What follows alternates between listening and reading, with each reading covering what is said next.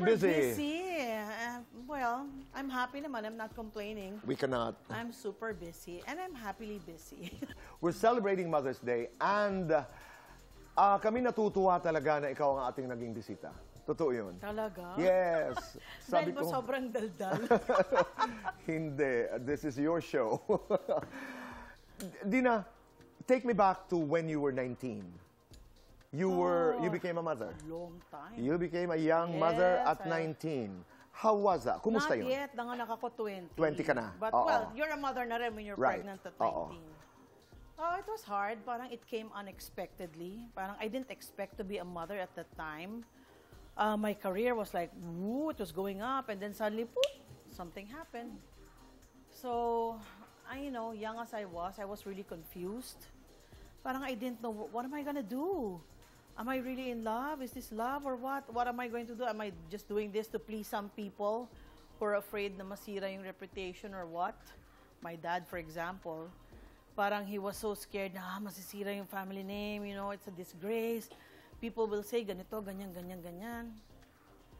My mom naman is parang, okay, have it adopted, ganyan, ganyan. But I'm like, what am I gonna do?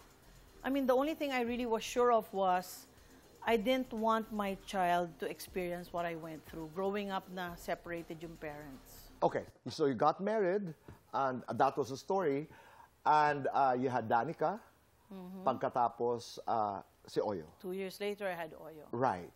Paano ka magdisiplina sa mga anak? Nakikipagkwentuhan ka, nagbabasa ka ng mga stories. Very much of a disciplinarian. Like early on, I never baby talked Danica.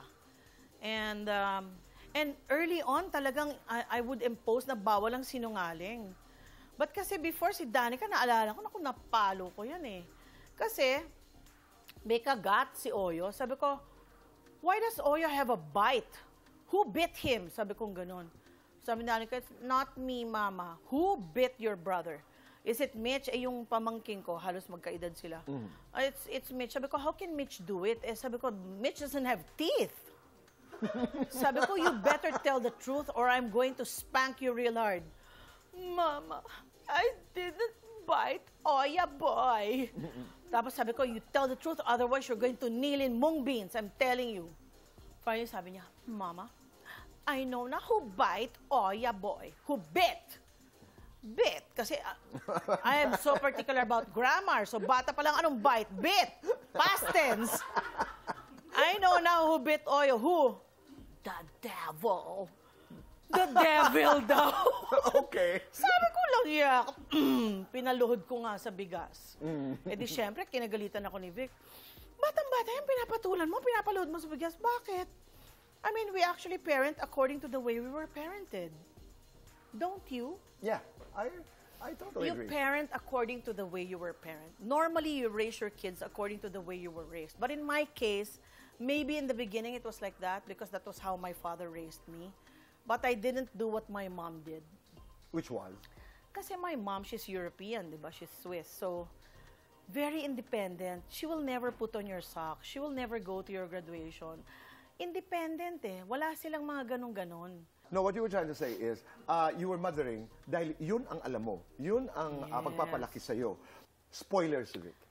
Nako and how, siya and the lola. Too much spoiler. Kaya sabi ko, walang mangyayari kung ganito. So sabi ko kay Vic, dapat hindi tayo magkahiwalay ng desisyon. Kung anong desisyon ko, ito yung desisyon. Dapat mag-usap tayo na iisa lang ang desisyon. If you have a different decision than mine, then this is going to be a problem. But you must remember, we were talking about this, hiwalay na kami. Oh. I was separated at the age of 23. I built my own house at the age of 23. But you were Danica was together only for 4. about, what, 5, 6 years? 6 years. 6 years, okay. So okay. So, di ba? Iba yung rules sa Ayala Heights, iba yung rules sa Valle Verde. So, sabi ko yung bata confused kasi ito yung rule dito.